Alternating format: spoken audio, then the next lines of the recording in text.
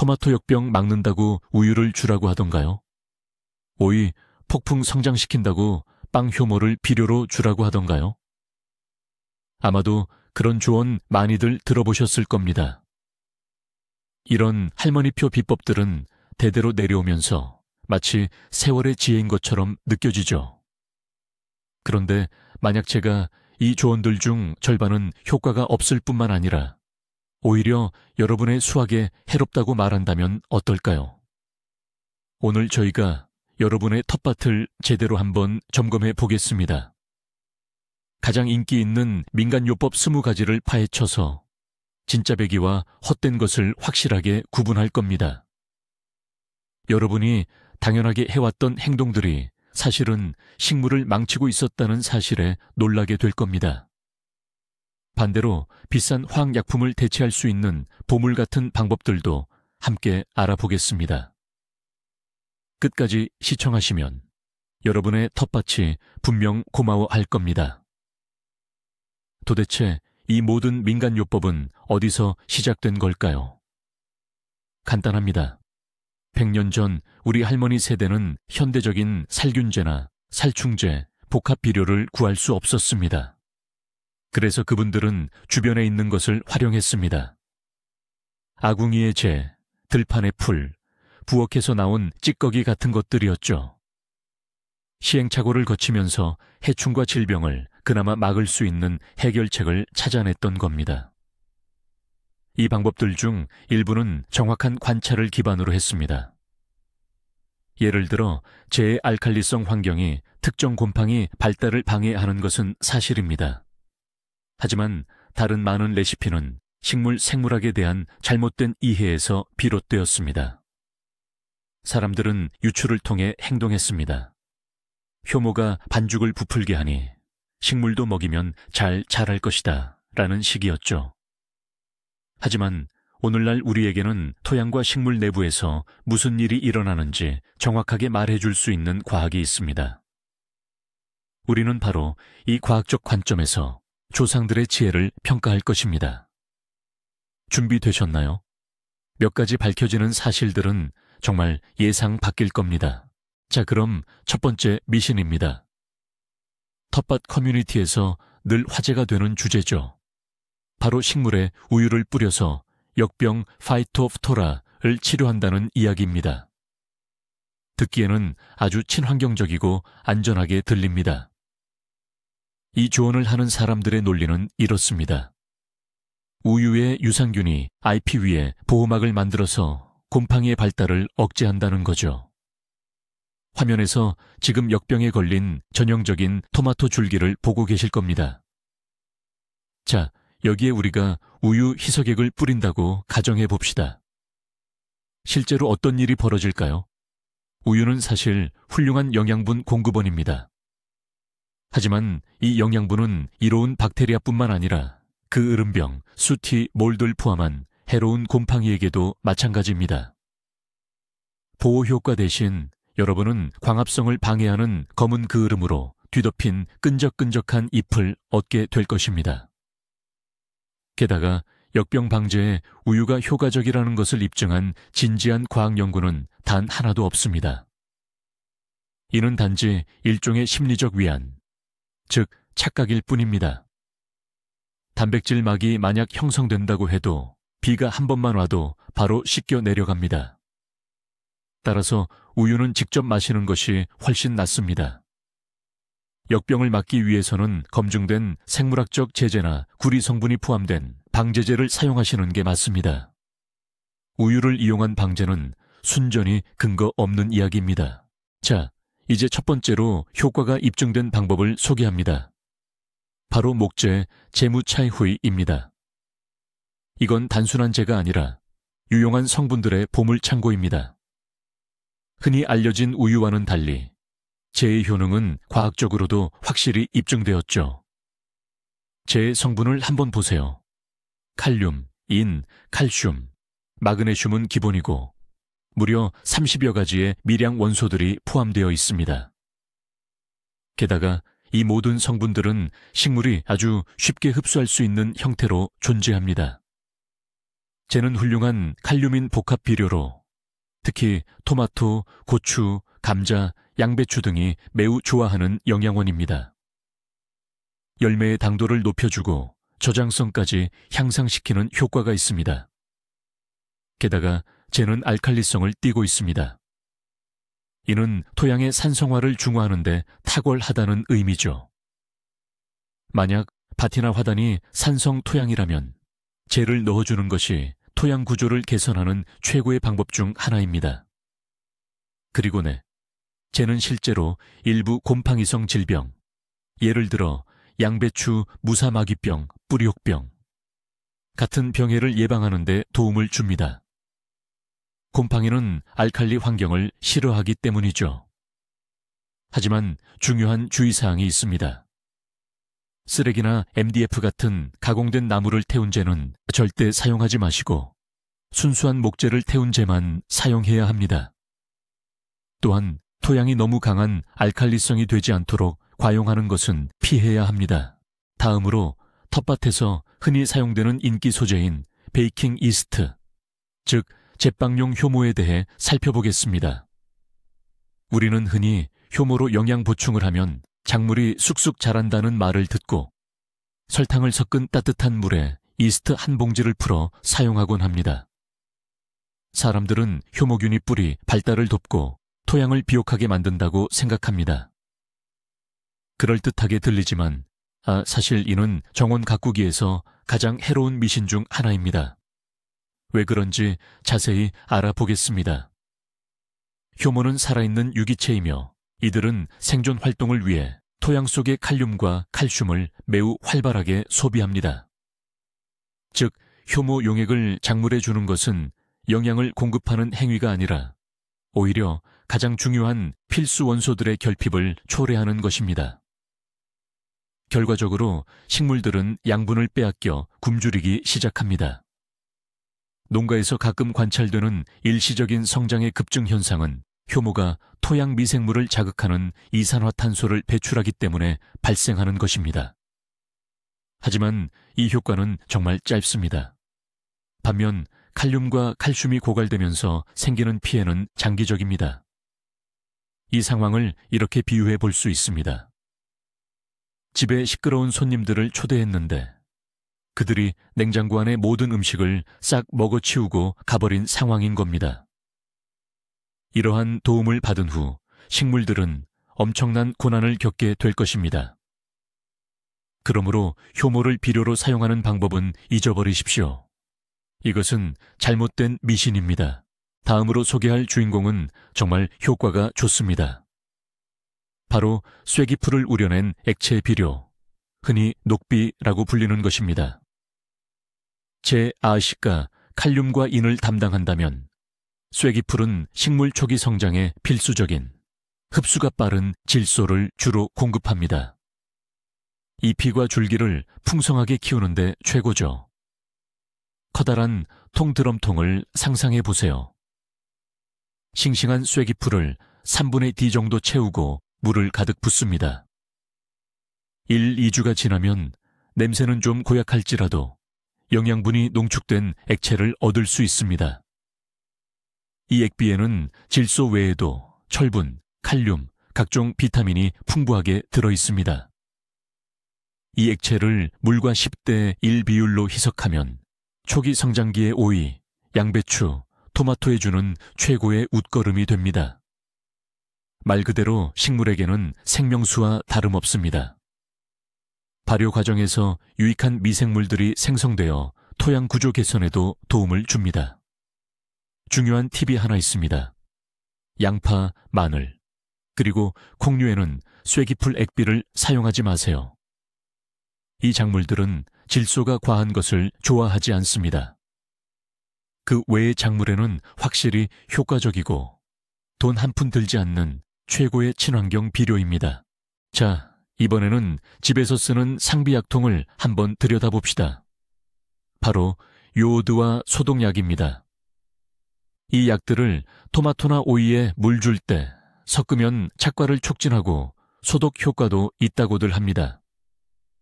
물 한 통에 요오드 한 방울만 넣으면 풍성한 수확이 보장된다. 마법처럼 들리죠.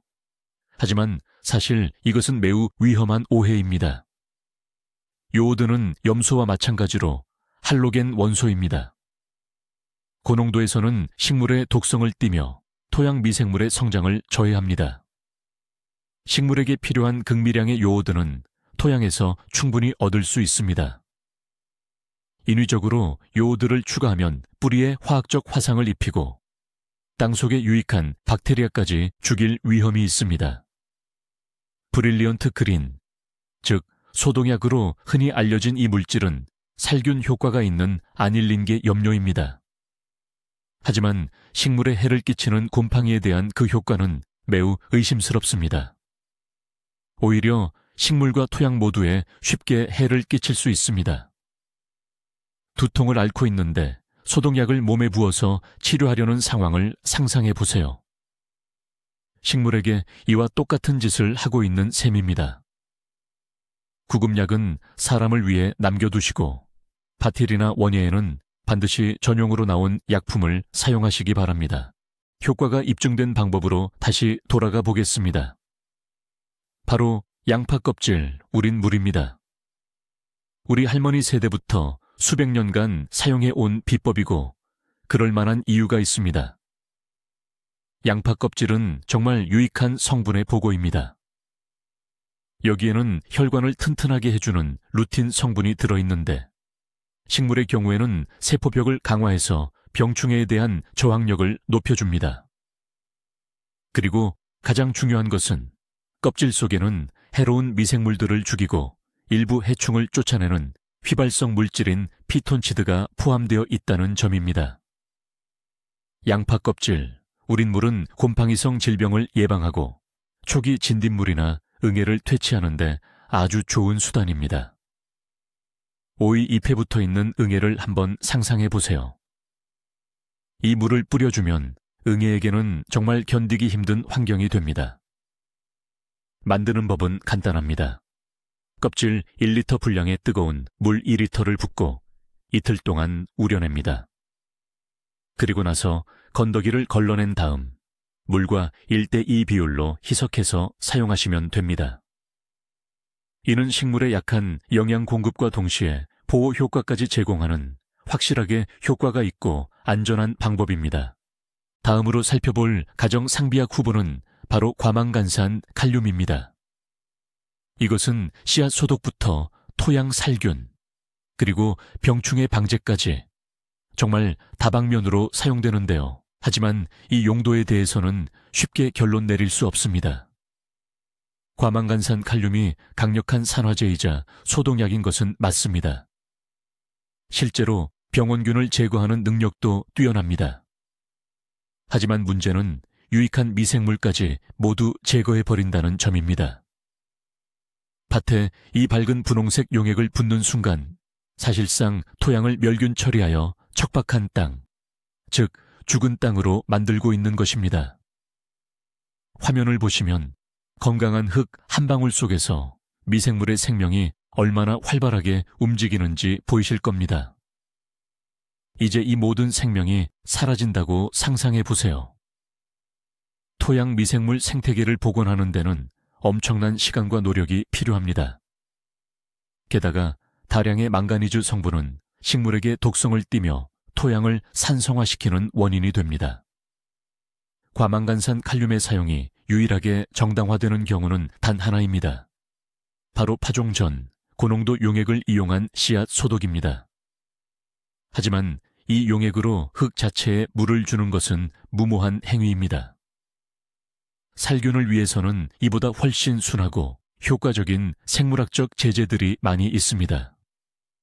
따라서 이 방법은 제한적으로는 효과가 있지만 실질적으로는 이로움보다 해로움이 더 큰 범주에 넣도록 하겠습니다. 이 방법은 확실하게 효과가 있고 장점만 가득합니다. 바로 마리골드 천수국을 텃밭 주변과 이랑 사이에 심는 것입니다. 이 밝고 생명력이 강한 꽃들은 단순히 정원을 장식하는 용도가 아닙니다. 마리골드는 밭의 진정한 청소부 역할을 합니다. 이 식물의 뿌리가 토양으로 티오펜이라는 특수한 물질을 분비하는데 이는 대다수의 토양 해충, 특히 선충에게 매우 치명적입니다. 선충은 감자, 토마토, 딸기의 뿌리를 공격하여 막대한 피해를 입히는 미세한 벌레입니다. 뿌리에 울퉁불퉁한 혹이나 덩어리가 생겼다면 그것이 바로 선충의 소행입니다. 마리골드는 이런 골칫거리로부터 토양을 깨끗하게 정화하는 데 매우 효과적입니다.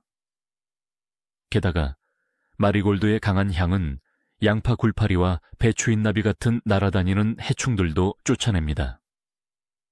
가을철에는 마리골드 식물을 그냥 버리지 마시고 잘게 썰어서 흙 속에 묻어주십시오. 이는 토양에 유기물을 공급할 뿐만 아니라 토양을 건강하게 만드는 효과를 지속시켜 줍니다. 간단하고 아름답고 놀라울 만큼 효과적입니다. 강력히 추천드립니다. 소금은 하얀 죽음이라고 하죠. 이 말은 어릴 때부터 귀에 못이 박히도록 들었지만 텃밭에서는 왠지 모르게 이 사실을 잊어버립니다. 가장 터무니없는 민간요법 중 하나가 잡초에 소금을 뿌리거나 심지어는 비트 같은 작물을 달게 하려고 소금물을 주는 것입니다. 물론 소금은 잡초를 없애는 데는 효과가 있습니다. 하지만 소금은 잡초뿐만 아니라 그냥 전부 다 죽여버립니다. 소금은 흔히 말하는 토양 염류화 염해를 일으킵니다. 소금의 나트륨과 염소 분자가 토양 복합체에서 칼슘과 마그네슘 같은 유익한 요소들을 밀어내기 때문입니다. 토양 구조가 파괴되면서 흙은 단단해지고 공기와 물이 통하지 않는 불투수성 상태가 됩니다. 이런 토양에서는 양분이 많더라도 식물이 물과 영양분을 제대로 흡수할 수 없게 됩니다. 이를 생리적 가뭄 현상이라고 부릅니다. 사막에서 목말라 죽어가고 있는 사람이 짠 바닷물 통 옆에 있는 모습을 상상해 보세요. 염류화된 토양 위의 식물들이 바로 그 상황과 똑같은 고통을 겪게 됩니다. 이렇게 한번 망가진 땅은 다시 복구하는데 엄청난 시간과 노력이 필요합니다. 그러니 절대로 어떤 상황에서도 텃밭에 소금을 사용하지 마십시오. 소금은 100% 확실한 해악입니다. 이제 진딧물 방제에 대해 이야기해 봅시다. 이 경우 우리의 민간요법이 매우 효과적인 해결책을 제시합니다. 바로 비눗물 용액입니다. 이게 왜 효과가 있을까요? 다른 많은 속설과는 달리 여기에는 명확한 물리적 원리가 있습니다. 진딧물은 다른 작은 곤충들과 마찬가지로 몸에 난 미세한 구멍, 즉 숨구멍으로 호흡합니다. 비눗물이 곤충에게 닿으면 이 숨구멍을 덮는 얇은 막을 형성합니다. 해충은 단순히 질식하게 되는 것이죠. 아주 작은 진딧물이 비누막으로 완전히 덮여 있다고 상상해 보세요. 살아남을 수 있는 가능성이 없습니다. 이 방법은 식물과 사람 모두에게 완전히 안전하다는 장점도 있습니다. 가장 중요한 것은 향료나 다른 첨가물이 없는 순수한 주방용 세제나 빨래비누 같은 것을 사용해야 한다는 점입니다. 보통 비누 100에서 150g 정도를 강판에 갈아 10리터의 따뜻한 물에 녹여 사용합니다. 살포할 때는 특히 꼼꼼해야 합니다. 진딧물 군집이 주로 모여있는 잎의 뒷면에까지 신경 써서 충분히 뿌려주셔야 합니다. 물론 진딧물이 대규모로 창궐했을 때는 이 방법만으로는 다소 약할 수 있습니다. 하지만 예방 차원이거나 초기 단계의 방제 수단으로는 이보다 더 좋을 수 없는 탁월한 방법입니다. 이번에 다룰 미신은 바로 달팽이와 민달팽이 퇴치법입니다. 많은 분들이 식물 주변에 달걀 껍질을 부셔서 뿌려두면 이 연체 동물들이 절대 넘어오지 못하는 방어벽이 된다고 믿고 계시죠. 그 논리는 달걀 껍질의 날카로운 모서리가 민달팽이의 부드러운 배 부분을 긁거나 상처 입힐 거라는 겁니다. 하지만 현실은 다릅니다. 지금 화면을 보시면 민달팽이가 칼날 위를 기어가는 모습이 보입니다. 이거 조작 아닙니다. 민달팽이의 몸은 두꺼운 점액층으로 덮여 있어서 이 점액이 상처로부터 몸을 완벽하게 보호해줍니다. 민달팽이에게 달걀 껍질은 그저 길 위에 작은 요철 정도에 불과해요. 이런 장애물은 쉽게 극복하고 여러분의 양배추나 비비추까지 도달하게 됩니다. 밤의 민달팽이의 이동 경로를 영상으로 촬영한 열성적인 정원사들의 수많은 실험 결과가 이를 명확히 증명합니다. 물론 달걀 껍질은 토양에 좋은 칼슘 공급원이 되는 것은 맞습니다. 하지만 효과적으로 분해되도록 하려면 껍질을 반드시 곱게 간 가루 분말 형태로 만들어서 뿌려야 합니다. 민달팽이 퇴치 수단으로는 이것은 완전히 효과 없는 방법입니다. 시간 낭비하지 마십시오. 그럼 민달팽이한테 진짜 효과가 있는 건 뭘까요? 민간요법에는 이에 대한 명확한 답이 있습니다. 바로 겨자가루죠. 민달팽이는 이걸 정말 싫어합니다. 달걀 껍데기와 달리 겨자는 화학적으로 작용합니다. 민달팽이의 피부를 자극해서 접촉 자체를 피하려고 하죠. 마른 겨자가루를 식물 주변에 고리 모양으로 뿌리거나 밭고랑 사이에 흩뿌려두면 아주 효과적인 방어벽이 만들어집니다. 물론 비가 온 뒤에는 다시 뿌려줘야 하는 단점이 있습니다. 하지만 겨자액을 만들어 식물에 뿌리는 것이 훨씬 더 효과적입니다. 겨자가루 약 100g 정도를 물 10리터에 풀고 두어 시간 우려낸 뒤 잎에 뿌려주세요. 특히 잎의 아랫부분을 잘 뿌려주는 것이 중요합니다. 민달팽이는 이런 매운 소스가 묻은 잎은 절대 먹지 않을 겁니다. 민달팽이 외에도 겨자 냄새는 다른 해충들이 싫어하는 냄새입니다. 이 방법은 안전하고 저렴하며 탐욕스러운 민달팽이로부터 수확물을 보호하는 데 정말 효과적입니다. 그러니 이제 달걀 껍데기 대신 겨자를 사용해 보세요. 이번에는 흔히 알려진 또 다른 주방 팁 하나를 살펴볼게요. 바로 쓰고 남은 차시풀 비료로 사용하는 방법입니다. 많은 분들이 사용 후 차시풀 말려서 화분이나 모종 아래에 뿌려주곤 합니다. 좋은 유기농 영양제라고 생각하기 때문이죠. 하지만 사실 이미 사용된 차시패는 식물에게 필요한 영양분이 아주 소량 미미한 수준만 남아 있습니다. 식물의 성장에 실질적인 도움을 주기는 어렵습니다. 문제는 이것뿐만이 아닙니다. 진짜 피해는 따로 있습니다. 화분이나 모종 상자 속에 들어간 젖은 차시푼 곰팡이와 각종 균류가 번식하기에 완벽한 환경을 제공합니다. 게다가 식물 주변을 윙윙거리며 떼지어 날아다니는 작은 검은 벌레, 즉 버섯 깔따구의 먹이로도 최고입니다. 이 벌레들의 유충은 흙 속에 살면서 연약한 모종의 뿌리를 손상시킬 수 있습니다. 상상해 보세요. 여러분이 창가에 직접 해충 번식지를 만들고 있는 거나 마찬가지인 셈이죠. 따라서 얻는 이득은 없고 실제 피해만 발생할 수 있습니다. 사용한 차시푼 실제로 효용 가치가 있는 퇴비로 보내는 것이 가장 좋습니다. 화초의 영양제로는 사용하지 마세요. 이는 흔한 오해, 즉 도시 괴담과 같은 미신입니다. 이제 멀칭 물칭에 대해 이야기해 보겠습니다. 특히 톱밥을 활용하는 방법에 초점을 맞출 건데요. 이 방법은 의견이 분분하지만 올바르게만 사용하면 정말 효과적입니다. 멀칭은 흙의 표면을 덮어 수분 증발을 막고 잡초가 자라는 것을 억제하며 토양 구조를 개선하는 작업입니다. 톱밥은 이러한 멀칭 효과를 탁월하게 수행합니다. 5에서 7cm 두께로 톱밥층을 깔아주면 수분이 빠르게 증발하는 것을 막고 뿌리가 과열되는 것도 방지해줍니다. 하지만 여기서 아주 중요한 한 가지 주의사항이 있습니다. 신선한 톱밥이 분해되는 과정에서 토양 박테리아가 많은 양의 질소를 사용하게 되는데 이 질소를 식물에게서 빼앗아 가는 것입니다. 그 결과 식물들은 질소 부족 현상을 겪게 되며 잎이 누렇게 변하고 성장이 부진해집니다. 이를 방지하기 위해서는 톱밥을 미리 준비하는 과정이 필요합니다.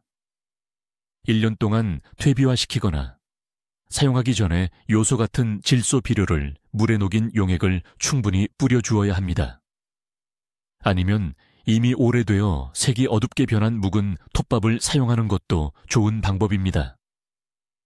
이 중요한 규칙만 잘 지킨다면 톱밥은 훌륭하고 저렴하며 효과적인 멀칭 재료가 되어줄 것입니다.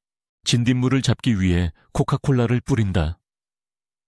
농담처럼 들릴지 모르지만 이 방법은 수년째 온라인에서 떠돌아다니는 팁입니다. 이 방법을 옹호하는 사람들은 콜라에 들어있는 인산이 진딧물의 표피를 부식시킨다고 주장합니다. 하지만 상식적인 관점에서 이 문제를 한번 살펴보겠습니다. 코카콜라의 주성분은 엄청난 양의 설탕입니다. 식물에 이 끈적한 시럽을 살포하면 그을음병, 즉 검은 곰팡이가 번식하기 완벽한 환경을 조성하게 됩니다. 잎은 검은 막으로 뒤덮이게 되는데 이 막은 식물의 기공을 막아 광합성을 방해합니다. 게다가 달콤한 냄새는 밭으로 개미를 불러들입니다. 아시다시피 개미는 진딧물의 보호자 역할을 합니다. 개미는 진딧물을 천적으로부터 보호해주고 새로운 식물로 옮겨주는 역할을 합니다. 다시 말해 진딧물을 박멸하려다가 오히려 더 안락한 환경을 제공하고 그들의 동맹군까지 불러들이는 셈입니다. 인산의 농도는 어떨까요? 콜라 속의 인산 농도는 진딧물에게 해를 끼치기에는 너무 낮지만 어린 잎에는 충분히 손상을 줄 수 있을 정도입니다. 이것은 완전히 허황되고 유해한 속설에 불과합니다. 유기농업의 기본이자 완벽하게 효과를 발휘하는 핵심 방법이 있습니다. 바로 녹비작물을 활용하는 것입니다. 녹비작물은 수확을 목적으로 키우는 것이 아니라 오직 토양의 비옥도를 높이기 위해 재배하는 식물입니다. 주로 겨자, 파셀리아, 호밀, 귀리, 콩과 식물 등이 여기에 해당됩니다.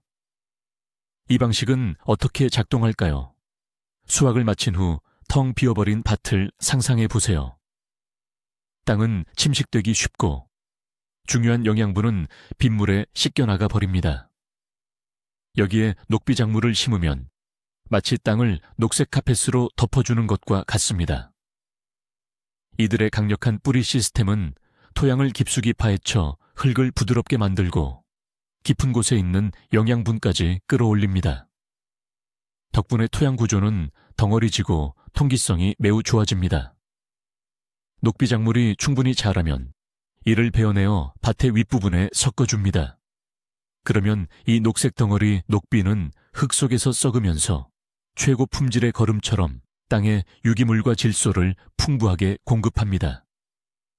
게다가 겨자 같은 일부 녹비작물은 잡초의 성장을 억제하고 군뱅이 같은 뿌리 해충들을 쫓아내는 물질을 분비하기도 합니다. 이는 고대부터 알려져 왔으며 현대 농업 기술로도 입증된 토양을 건강하게 만들고 풍요롭게 하는 가장 강력한 방법입니다. 자, 여기 또 하나의 이상한 팁이 있습니다. 호박이나 주키니 같은 작물 덤불 밑에 붉은 벽돌을 놓으라는 건데요. 벽돌이 낮에 햇빛을 받아 뜨거워졌다가 밤에 그 열을 방출하면서 식물을 따뜻하게 해준다는 주장입니다. 그럴싸하게 들리기는 합니다만 이성적으로 한번 생각해 봅시다. 벽돌 하나가 가진 열용량, 즉 열을 품는 능력은 정말 미미합니다. 해가 지고 나면 이 벽돌은 말 그대로 30분 안에 식어버릴 겁니다. 무성한 호박 덤불 주변의 온도에 실질적인 영향을 줄 수는 없다는 뜻이죠. 이건 촛불 하나로 방 전체를 따뜻하게 하려는 것과 같습니다. 물론 벽돌 밑의 토양이 부분적으로 약간 따뜻해지긴 하겠지만 전체적으로 보면 그야말로 새 발의 피에 불과합니다. 열을 보존하는 데는 어두운 재료로 멀칭을 하거나 부직포 같은 농업용 섬유를 덮어주는 것이 훨씬 더 효과적입니다. 아마도 이 미신은 따뜻하고 잘 데워진 땅에서 호박류 작물이 더 잘 자란다는 단순한 관찰에서 시작된 것일 겁니다. 하지만 여기서 벽돌은 순전히 장식적인 역할만 할 뿐입니다. 이 행위 자체에는 아무런 실질적인 이득이 없습니다. 해롭지는 않지만 전적으로 쓸데없는 허구라고 봐야 합니다. 이제 소다 이야기를 해봅시다. 베이킹소다든 탄산나트륨이든 소다는 텃밭에서 정말 유용하게 쓰일 수 있지만 현명하게 사용하는 것이 중요합니다. 그리고 이건 확실히 효과가 입증된 방법입니다. 소다의 가장 중요한 쓰임새는 바로 흰가루병 퇴치입니다. 흰가루병은 오이, 호박, 장미 등의 잎에 하얀 가루처럼 보이는 곰팡이병이죠. 흰가루병을 유발하는 곰팡이는 알칼리성 환경을 싫어합니다. 소다 용액물 10리터당 탄산나트륨 한 큰술과 약간의 비누층, IP 표면에 알칼리성 막을 형성해서 곰팡이 포자가 발화하는 것을 방해합니다. 이는 정말 훌륭한 예방책입니다.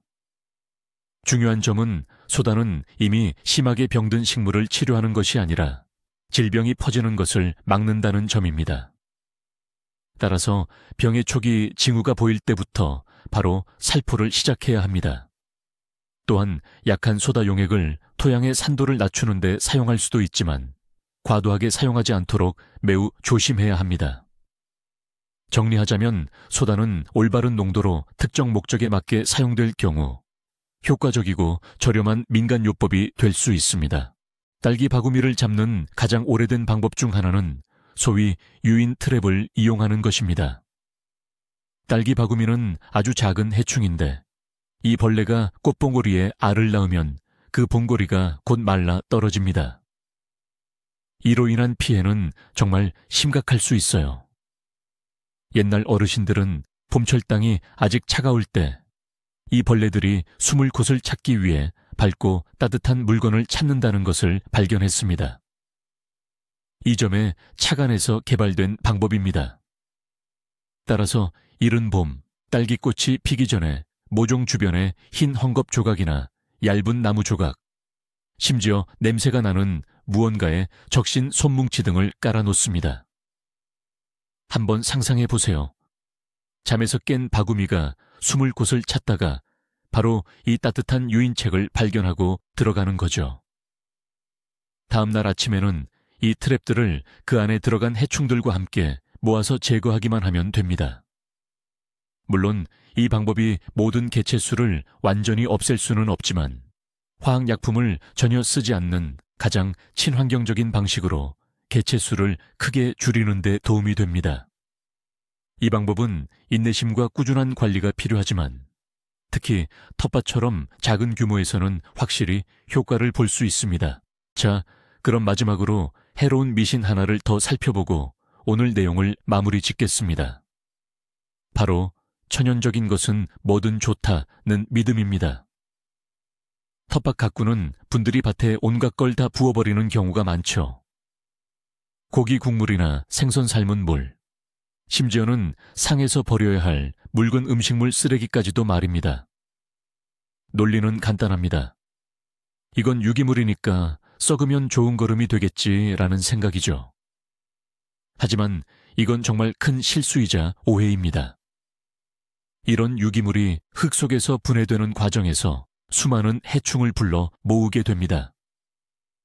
냄새를 맡고 파리가 몰려와 알을 낳으면 구더기가 생길 테고요. 그 악취는 쥐나 들쥐 같은 설치류까지 끌어들이죠.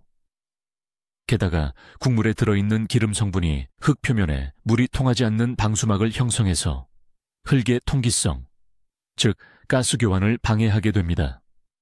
그러면 부패 과정이 시작되면서 식물의 뿌리는 물론이고 흙 속에 유익한 미생물까지도 망가뜨리게 됩니다. 여러분의 밭약취가 나는 쓰레기장으로 변한다고 상상해 보세요. 거기서 제대로 된 작물이 자랄 리가 없겠죠. 모든 주방 유기물은 반드시 제대로 관리되는 퇴비장으로 가야 합니다. 거기서 올바른 발효 과정을 거쳐야만 합니다. 이런 물질을 밭에 바로 붓는 것은 스스로 텃밭을 망치는 행위입니다. 이 중요한 규칙을 꼭 기억해 두십시오. 자, 이렇게 20가지의 흔한 할머니표 비법들을 함께 파헤쳐 봤습니다.